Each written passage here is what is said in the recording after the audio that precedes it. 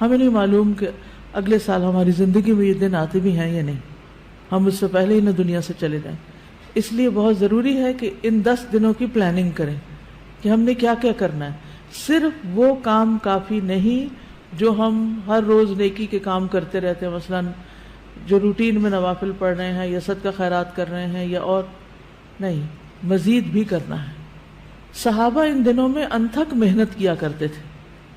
سعید بن جبیر ذو الحجہ کے 10 دن داخل ہونے کے بعد عبادت میں بہت زیادہ کوشش کرتے تھے، حتیٰ کہ وہ اتنی محنت کرتے کہ لگتا کہ وہ اس کی قدرت نہیں رکھتے، یعنی اپنے آپ کو اتنا تھکا دیتے کہ لگتا کہ بس اب اس سے زیادہ کچھ کر نہیں سکتے، آخری درجے تک.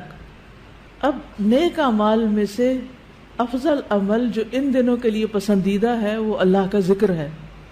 نبی صلی اللہ علیہ وسلم نے فرمایا کوئی دن اللہ کے ہاں ان 10 دنوں سے زیادہ عظمت والا نہیں ہے، اور نہ ہی کسی دن کا عمل اللہ تعالیٰ کو ان 10 دنوں کے عمل سے محبوب ہے.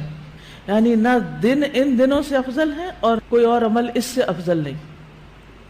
بس تم ان 10 دنوں میں کثرت سے لا الہ الا اللہ، اللہ اکبر اور الحمدللہ پڑھو، یعنی تحلیل، تکبیر اور تحمید. اب اس کے لیے یہ جو کلمہ نا سبحان اللہ والحمدللہ ولا الہ الا اللہ واللہ اکبر، یہ ان تینوں کلمات کا مجموعہ ہے اور اس میں سبحان اللہ کا اضافہ بھی ہے. اسی طرح اللہ اکبر لا الہ الا اللہ واللہ اکبر وللہ الحمد. ٹھیک ہے، اس میں بھی تینوں چیزیں آ جاتی، الحمد بھی آ جاتی ہے، اللہ کی حمد بھی آ جاتی ہے، اور لا الہ الا اللہ اور اللہ اکبر بھی آ جاتا ہے. صحابہ کرام جو تھے ان میں سے ابن عمر اور ابو ہریرہ رضی اللہ عنہما ان 10 دنوں میں بازار کی طرف نکل جاتے اور دونوں تکبیرات پڑھتے، یعنی مل کے بھی پڑھتے. لوگ ان کی تکبیر سن کر تکبیر کہتے، یعنی یہ پڑھتے تو جو سنتا تو وہ بھی کہنا شروع کر دیتا. تو لوگ ان کی تکبیر سنتے کا کیا مطلب ہے کہ یہ تکبیرات اونچی آواز سے پڑھ رہے ہوتے تھے. آپ دیکھیں گھروں میں اکثر لوگ گنگناتے رہتے ہیں یا کچھ، تو گھروں میں بھی تکبیرات اونچی آواز سے پڑھیے، چلتے پھرتے اونچی آواز سے پڑھیے تاکہ دوسروں کو یاد آ جائے. اونچی آواز سے پڑھنے کا مقصد اصل میں کیا ہے؟ یاد دہانی، کہ دوسرے لوگ بھی پڑھنا شروع کر دیں. پھر اسی طرح محمد بن علی جو تھے، ان صحیح بخاری میں آتا ہے کہ وہ نفل نمازوں کے بعد بھی تکبیر کہتے تھے.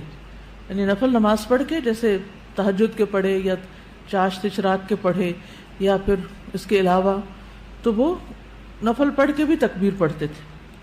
اسی طرح عورتیں بھی تکبیرات پڑھتی تھی.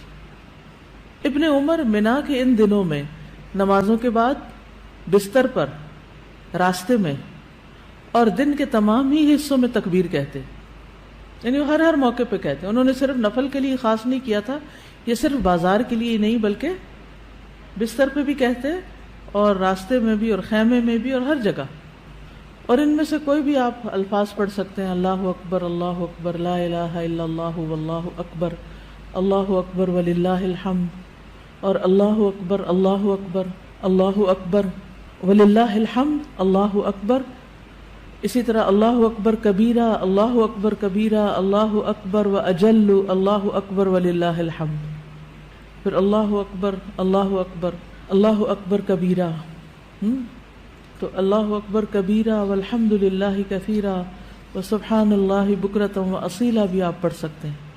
ٹھیک ہے، آخر میں اللہم اغفر لی بھی کہہ سکتے ہیں. دوسرا اہم کام جو ان دنوں میں کرنے کا ہے وہ 9 ذی الحجہ کا روزہ ہے.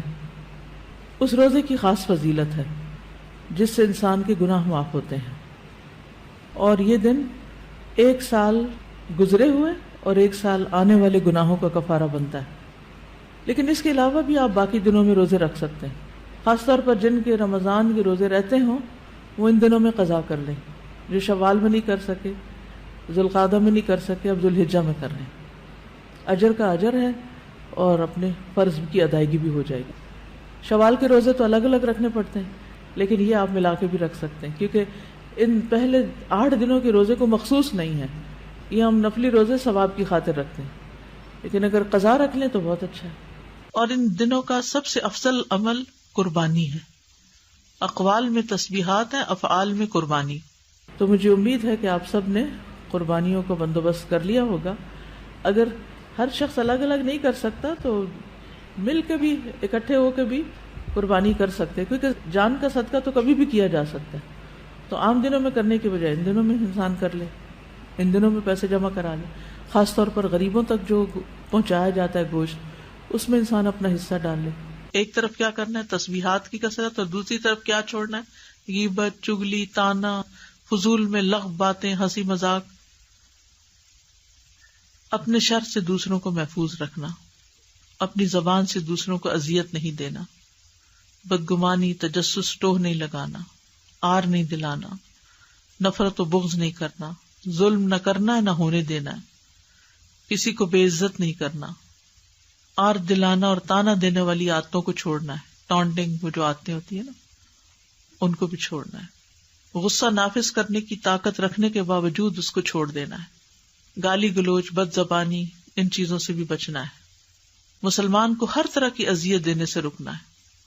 رشتہ داروں کی قطع تعلق ہی نہیں کرنی، ان کو منانا ہے. ظالم رشتہ داروں پر بھی مہربانی کرنی ہے. اپنے شر سے پڑوسیوں کو بچانا ہے. اپنے ایمان کی تجدید کرنی ہے. صبر اور عفو درگزر کرنا ہے. اچھا اخلاق اختیار کرنا ہے. اول وقت پہ نماز پڑھنا ہے. قیام لمبا کرنا ہے. ہو سکے تو تہجد پڑھنا ہے. روزہ رکھنا ہے. حج کے لیے تو چلے گئے ہیں لوگ، ہو سکے تو حج کرنا ہے. مالی صدقات میں اپنے اہل و عیال کی ضروریات پوری کرنا. ناراض رشتہ دار کو تحفہ دینا. اپنے بہن بھائیوں کی یا اپنے دوستوں کی ضروریات پوری کرنا. پانی پلانا. ایسا صدقہ جو خود کو محتاج نہ کرے کسی کا. ناراض لوگوں کو آپس میں صلح کرانا. کسی کو خوش کرنا، کسی کی پریشانی دور کرنا. پھر اپنے نفس اور خواہش سے جہاد کرنا. لوگوں کو اپنی برائی سے محفوظ رکھنا. اور صدقے خیرات میں کھانے پینے اور دیگر چیزوں کے علاوہ اچھی کتابیں، اچھے پیمفلیٹس اور خصوصاً اس ٹاپک کی اویئرنیس لوگوں میں کریٹ کرنا ہے. قرآن کی تلاوت میں عام روٹین سے زیادہ پڑھنا، اس کو انکریز کرنا ہے. اللہ سبحانہ و تعالی ہمیں عمل کی توفیق عطا فرمائے.